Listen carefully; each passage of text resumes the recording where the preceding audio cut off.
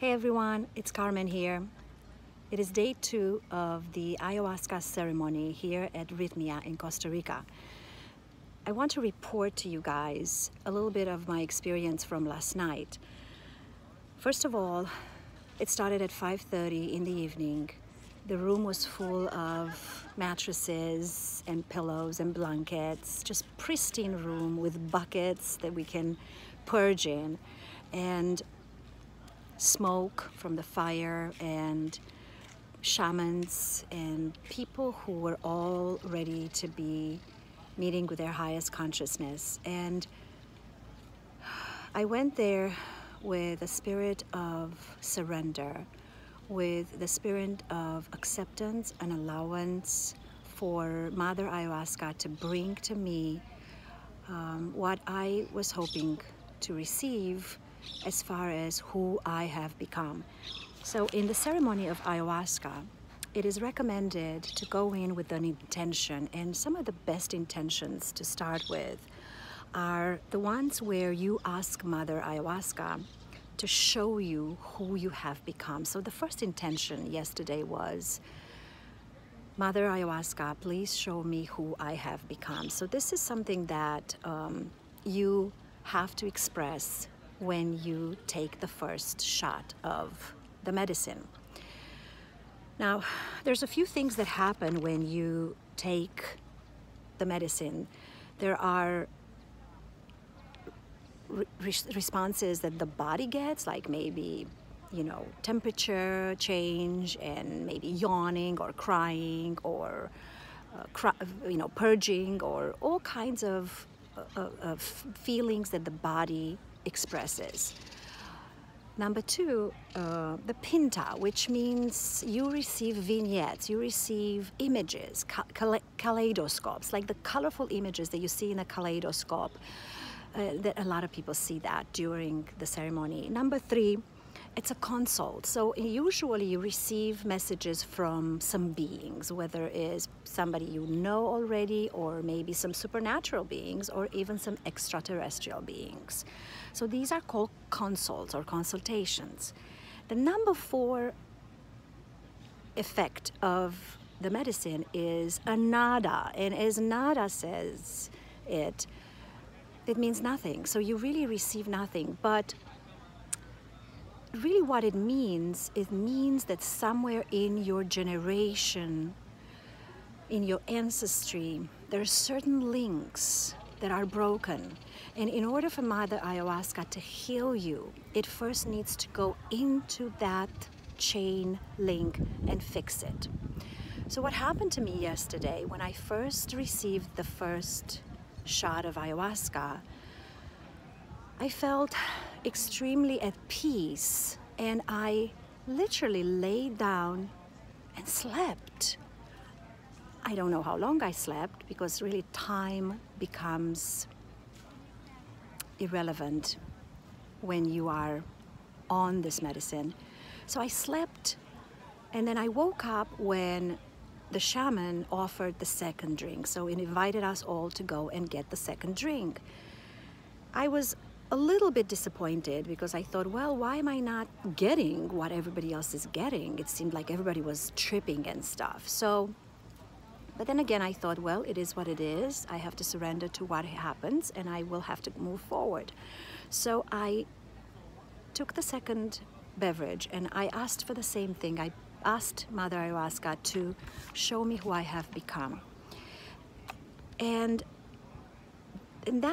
after I took that second drink, I actually went outside. I asked for a cigarette of jungle tobacco. They offered also these jungle tobacco cigarettes that you don't really inhale because they're really powerful, but you smoke them mostly as a ritual of connection to the earth, to connection to the jungle, to the mother planet, to Mother Ayahuasca. So I went outside because I wanted to smoke this cigarette, and I sat in a hammock with a blanket and looking at the stars. They were the most beautiful stars I've ever seen, the most clear and brightest, and they had those little fuzzies around them, and it just felt the most peaceful and serene moment in life.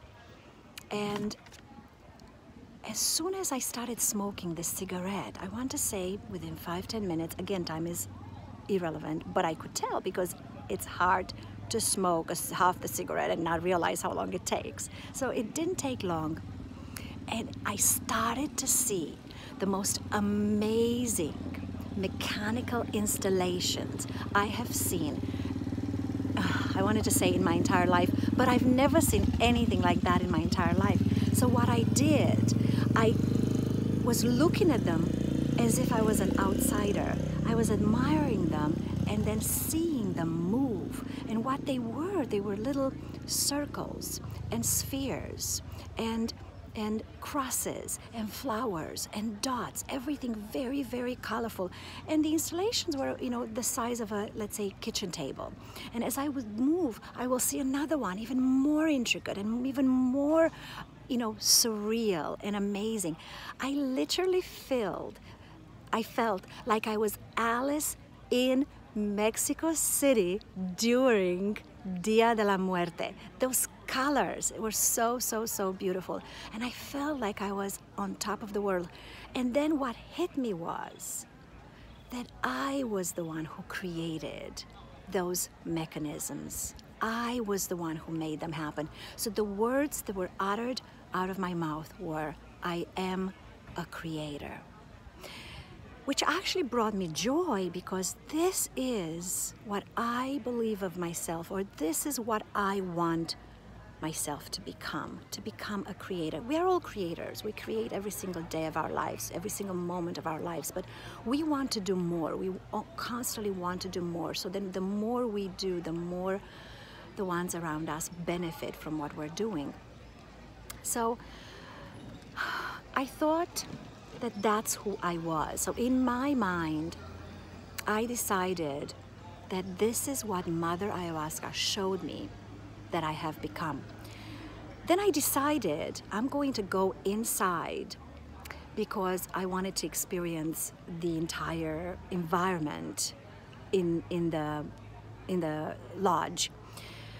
And I saw one of the dogs. There are 2 dogs here on the property, and they're just amazing, amazing beings. And one of the dogs was sleeping on a mattress right outside the front door of the lodge. And I thought, I am a dog person. There's a reason why this dog is laying here. And she felt like she was a little chilly, and I had a blanket with me. What an opportune moment for me to lay down next to the dog, cover her up, and we'll take a nap together. And that's exactly what I did.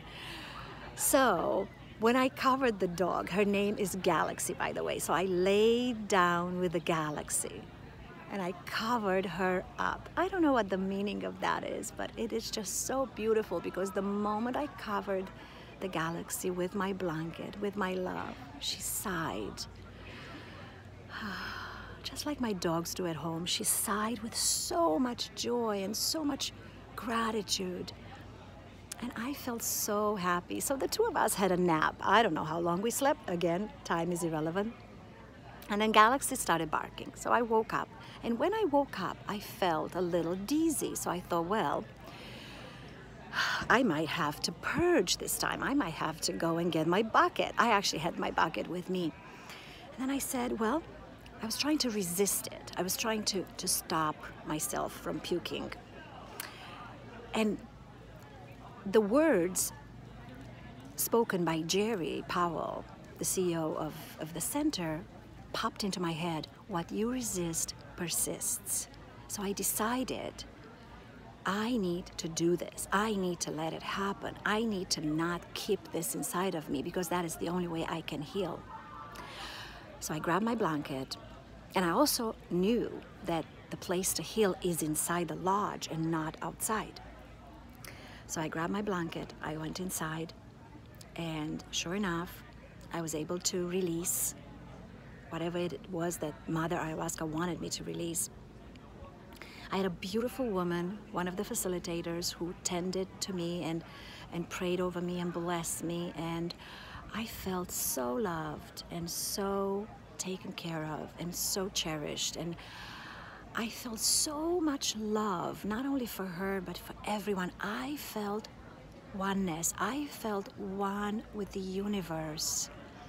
And I felt like I have so much more to give. And in that moment, when I was feeling healed, I felt like I am a healer. And then I went back to sleep. And, you know, most people have traumatic experiences through the process, or experiences that are based on traumatic moments of their lives, I should say. I didn't have that. I had the most amazing and the most surreal and the most loving and the most beautiful, colorful moment I've ever had in my entire life. But one of the shamans said that, well, it's just the first day. There are 3 days to go. So buckle up. And I'm buckled up, and I'm ready for day 2. There's a different kind of brew today. So there's a different kind of ayahuasca today that we're drinking. And I cannot wait to see what happens. I shouldn't say that. I am humbly accepting what Mother Ayahuasca has in store for me today.